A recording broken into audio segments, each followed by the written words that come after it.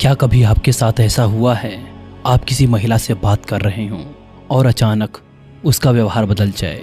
वो जो पहले हंसमुख, सहज और बातचीत में खुली हुई थी, अब कुछ अलग सी लग रही है। थोड़ी चुप और थोड़ी अनदेखी करती हुई। कभी अचानक पूछ लेती है, आप मुझे कितना इम्पोर्टेंस देते हैं, या बिना किसी वजह के थोड़ा दूर हो जाती है। आप सोच में पड़ जाते हैं कि आखिर ऐसा क्यों हो रहा है। अगर ऐसा हुआ है तो समझ लीजिए ये कोई कोइंसिडेंस नहीं, ये वो समय है जब महिलाएं जानबूझकर या अनजाने में आपके इमोशनल कैपेसिटी की परीक्षा ले रही होती हैं। अब सवाल उठता है कि वो ऐसा क्यों करती हैं? क्या ये कोई खेल है या कोई जटिल चाल? नहीं, ये ऐसा कुछ नहीं है। ये महिलाओं की एक नेचुरल प्रवृत्ति है जो हजारों वर्षों की विकास की प्रक्रिया से निकली है। प्राचीन समय में जब जीवन अनिश्चित था और असुरक्षित था, तब एक महिला के लिए सही साथी चुनना सिर्फ इमोशनल नहीं बल्कि उसके अस्तित्व का प्रश्न था। उसे ऐसे पुरुष की आवश्यकता होती थी जो न केवल मजबूत हो बल्कि इमोशनल रूप से भी स्टेबल हो, जो संकट के समय भागे नहीं बल्कि डटकर मुकाबला करे, जो भरोसेमंद हो, जिम्मेदार हो और जीवन की चुनौतियों में उसका सहारा बन सके। समय बदला, परिस्थितियां बदलीं, लेकिन इंसान का दिमाग, खासकर इमोशनल सिस्टम, अब भी उसी पुरानी सोच से संचालित होता है। आज भी जब कोई महिला किसी पुरुष को परखती है तो वो असल में ये जानना चाहती है कि सामने वाला कितना दृढ़, कितना सच्चा और कितना स्टेबल है। ये परख किसी औपचारिक तरीके से नहीं होती बल्कि साधारण सी दिखने वाली बातों में छिपी होती है। कभी वो हल्की सी इमोशनल चुनौती देती है, जैसे वो कहेगी, आप तो हमेशा अपने दोस्तों में बिजी रहते हैं। अब ज़्यादातर पुरुष तुरंत सफाई देने लगते हैं या चिढ़ जाते हैं, पर यही वो पल होता है जब उसकी भावनात्मक स्थिरता की जांच होती है। अगर आप विचलित हो गए तो समझ लीजिए कि आप उस परीक्षा में असफल हो चुके हैं। कभी वो अचानक बातचीत कम कर देती है, मैसेज का जवाब देर से देती है या बिल्कुल शांत हो जाती है। आपके भीतर बेचैनी बढ़ती है और आप सोचने लगते हैं, आखिर मैंने ऐसा क्या किया? पर असल में ये आपके धैर्य की परीक्षा है।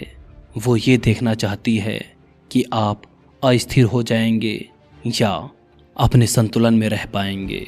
अगर आप लगातार मैसेज भेजते हैं, कॉल करते हैं या बार बार सवाल करते हैं, जैसे तुम नाराज़ हो क्या, तो आप अपनी कमजोरी दिखा देते हैं। कभी कभी ये परीक्षा ईर्ष्या के रूप में आती है। वो किसी और पुरुष की तारीफ करती है, जैसे कि वो मेरे ऑफिस का दोस्त बहुत समझदार है। अगर आप इनसिक्योर महसूस करते हैं, गुस्सा दिखाते हैं या कंपेयर करने लगते हैं, तो वो समझ जाती है कि आपके भीतर आत्मविश्वास की कमी है। लेकिन अगर आप शांत रहकर हल्के आत्मविश्वास के साथ बात को संभाल लेते हैं तो आप उसकी नज़र में ऊंचे हो जाते हैं। अक्सर कभी कभी वो किसी मामूली बात को बड़ा बना देती है। ऐसा नहीं कि वो नाटक कर रही है, बल्कि वो देखना चाहती है कि आप दबाव में कितने स्थिर रहते हैं। क्या आप तुरंत प्रतिक्रिया देंगे या संयम बनाए रखेंगे? अगर आप उस पल में भी शांत रह सकें तो आपके व्यक्तित्व का वजन अपने आप बढ़ जाता है। ये सब व्यवहार डार्क साइकोलॉजी और विकासवादी मनोविज्ञान दोनों से गहराई से जुड़े हैं। डार्क साइकोलॉजी कहती है कि हर इंसान जानबूझकर या अनजाने में दूसरों पर प्रभाव डालने की कोशिश करता है। महिलाएं जब पुरुषों को परखती हैं तो वो असल में यही देखना चाहती हैं कि आप अपने ऊपर कितना कंट्रोल रखते हैं, क्योंकि जो व्यक्ति खुद पर कंट्रोल नहीं रख सकता वो किसी रिश्ते को भी स्थिर नहीं रख सकता। मनोवैज्ञानिक रॉबर्ट हेयर कहते हैं कि मनुष्य का दिमाग स्वाभाविक रूप से दूसरों की भावनाओं को स्कैन करता है। रिश्तों में महिलाओं की ये क्षमता और गहरी हो जाती है। वो आपके हर हाव भाव, हर प्रतिक्रिया को बारीकी से देखती है, और जब वो बार बार आपकी प्रतिक्रियाओं में कमजोरी देखती है तो आपके प्रति सम्मान कम होने लगता है। विकासवादी जीव विज्ञानी डेविड बुश के अनुसार ये सब एक नेचुरल जैविक प्रक्रिया है। महिलाएं अनजाने में ऐसे व्यवहार अपनाती हैं जो उनके साथी के कॉन्फिडेंस और दृढ़ता को परख सके। ये कोई साजिश नहीं, बल्कि उनके मन की सिक्योरिटी का एक नेचुरल सिस्टम है। अब सवाल ये आता है, पुरुष इन परीक्षाओं में असफल क्यों हो जाते हैं? क्योंकि अधिकांश पुरुष प्रतिक्रिया देते हैं, प्रतिक्रिया संभालते नहीं।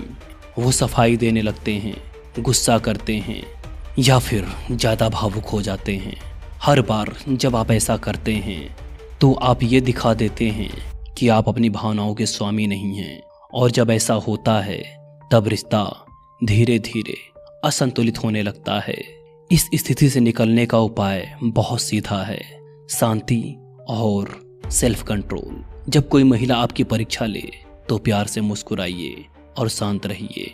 वो कहे आप हमेशा व्यस्त रहते हैं तो आप बिल्कुल शांति से कहिए व्यस्तता जरूरी है, लेकिन आपकी जगह अलग है। वो दूरी बनाए तो पीछे मत भागिए, अपने काम में लग जाइए, अपनी एनर्जी को अपने विकास में लगाइए। अगर वो किसी और की तारीफ करे तो इनसिक्योरिटी दिखाने की बजाय कॉन्फिडेंस दिखाइए, क्योंकि सच्चा आकर्षण हमेशा संतुलन में छिपा होता है। यही चीज इमोशनल इंटेलिजेंस कहलाती है, अपनी भावनाओं को समझना, पहचानना और उन्हें कंट्रोल करना।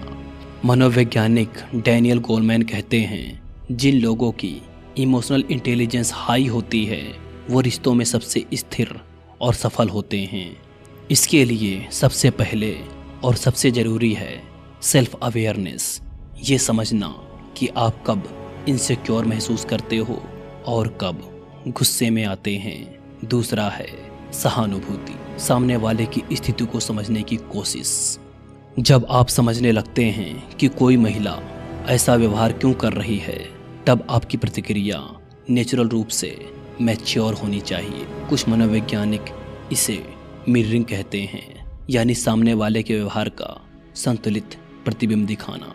अगर कोई आपको अनदेखा कर रहा है तो आप भी लिमिटेड रूप से दूरी बनाए रखिए, पर याद रखिए इसका उद्देश्य खेल खेलना नहीं, बल्कि अपनी गरिमा और सेल्फ रिस्पेक्ट बनाए रखना है। 2018 के एक रिसर्च के अनुसार कॉन्फिडेंट और इमोशनल रूप से स्थिर पुरुषों को महिलाएं अधिक भरोसेमंद और सम्माननीय मानती हैं। इसलिए अपने कॉन्फिडेंस पर काम कीजिए, अपने लक्ष्यों पर ध्यान दीजिए, खुद को लगातार बेहतर बनाइए। जब आप अपने जीवन में स्थिर होते हैं तो आपका व्यक्तित्व अपने आप प्रभावशाली बन जाता है।